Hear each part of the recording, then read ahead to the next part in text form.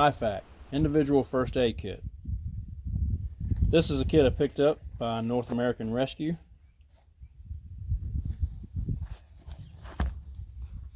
Trauma shears on the back. It's a nice multicam compact case. Not sure if you guys can see this or not. It's camouflage, so bear with me. MOLLE on the back. On the front here you have Velcro or hook and loop. And I haven't put anything on this yet, but I think what I want to do is get the patch that has the medical sign on here along with my blood type. Now this particular kit is super easy to deploy. It's not super easy to deploy while it's in my hand because this is made to be MOLLE'd onto gear. But basically what you do is, of course, you can unzip each side. So let's state the obvious there. But this is made so that when it's attached to plate gear, you can just rip away and pull this down. Now again, it's a little difficult just doing this by hand, but I can get the idea there. Inside the kit, this is the NAR, North American Rescue Eagle IFAK. There are the pertinent numbers there. Now before we get into the actual contents of the kit, I want to show you a real neat feature, and it's going to make it easier to see this because we're going to get it out of the camouflage packaging. But once this is pulled open, you grab this tab here,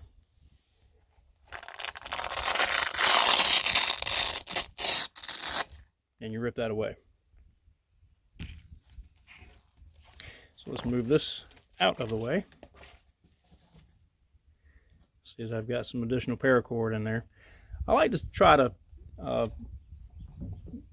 individualize these kits by adding just a little additional stuff in here. So I'm going to show you what all is in this. I'm going to show you what's in this kit and why I love it. One of the first things I want to show are the gloves. Now these gloves come tightly packed from North American Rescue in a neat little piece of cardboard paper type deal.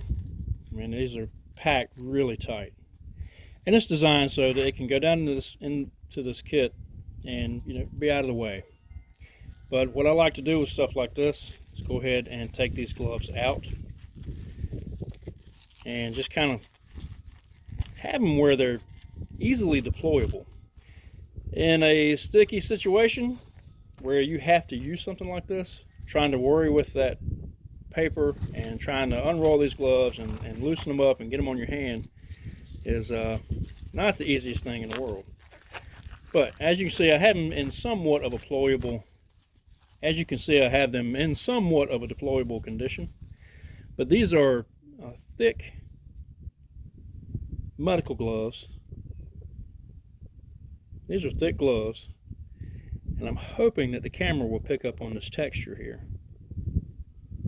So it makes it easy to grab things and not be so slick as what you would normally find in your common medical gloves. So, pair of gloves, excellent. Next item I want to highlight is something that I added in myself, and that is the Myar Blanket.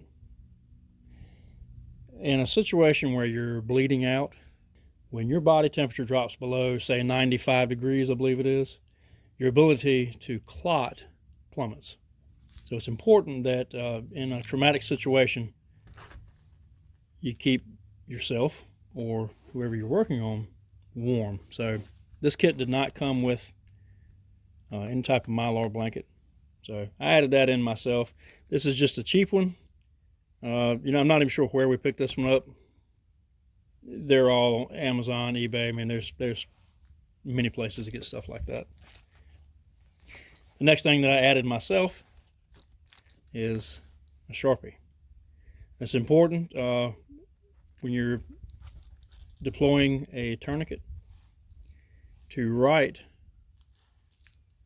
on the time tab date and time that you put that tourniquet on. That gives medical responders a good indication of how long that tourniquet has been applied to the patient. So you can write this on here. You can write it on the patient's hand. You can put it on right on their forehead. So you know, this is a good addition to that kit. I really love the retention bungee cord here. Keeps everything nice and compact. So we'll go ahead and take some of this stuff out. And the first thing that I'm going to show is the tourniquet. Now this is a cat tourniquet, Gen 7. Even still has the instructions on it. Leave that on there. We practice doing things like this, but you never know when you're going to run up.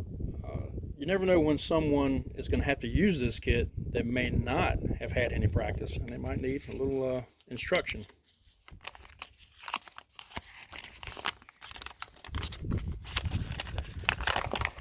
Now hopefully they'll have enough time to go through this before you bleed to death.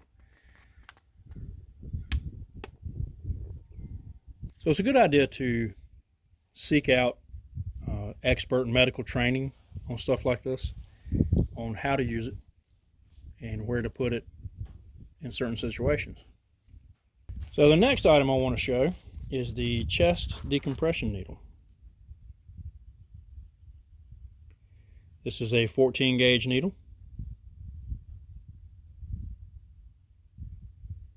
There's the NSN number.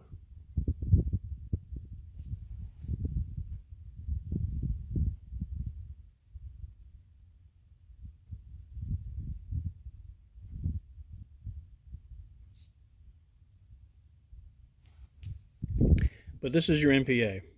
This is when you need to control a patient's airway. This would go through the nose, and it would secure the patient's airway. And it does come with lubricant.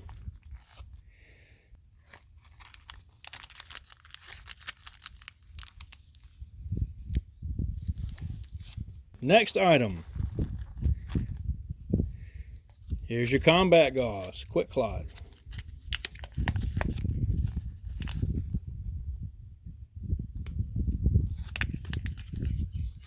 Packed and Z-folded. There's a difference between a Z-fold and a roll. Some say that using a Z-fold is easier. It's easier to manage. It doesn't, just roll out onto the ground everywhere. Some prefer the roll. It's important to research that out. See if you have a preference.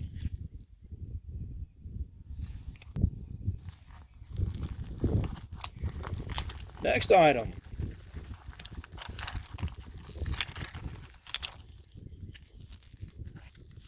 Emergency trauma dressing.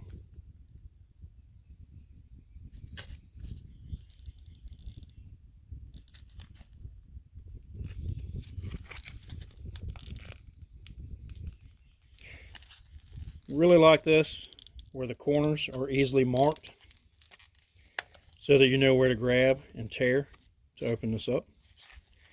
And then hopefully you can see there's notches cut into that to make it even easier.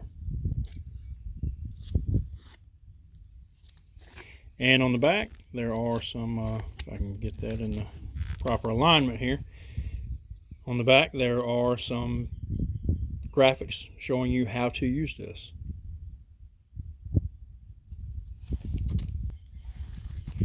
Last but not least is a set of hyphen vented chest seals. There are two. This kind of goes back back to these. Now 2 of these come in the kit. Generally with a gunshot, you'll have an entrance wound and an exit wound. So this is one for each side. One for your chest, one for your back. Now these aren't designated front and back. You know, they're both the exact same. They both are used in the same way.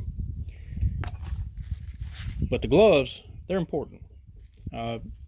Using gloves where you can easily see blood is a fantastic idea. I know a lot of people might want to use the black gloves that they use to handle meat that they're going to put on the grill with, things like that.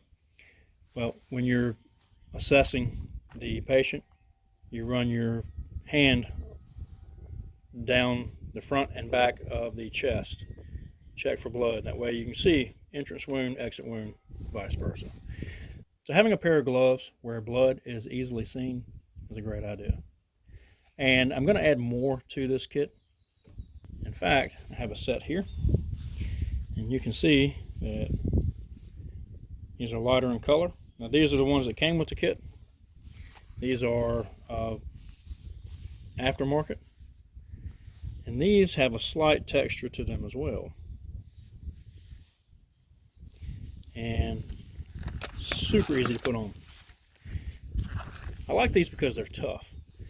We've used these out at the cabin, staining wood, just all kinds of stuff where contaminants could get on our skin.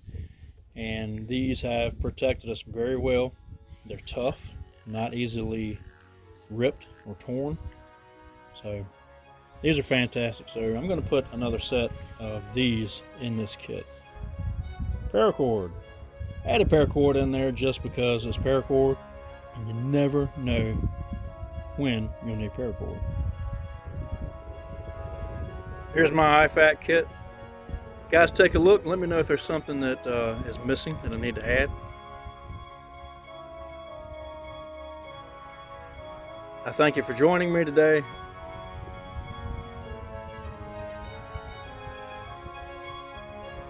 I'm Curry. This is Robert's Bushcraft. Defend the weak, fight for what you love, and may the wings of liberty never lose a feather.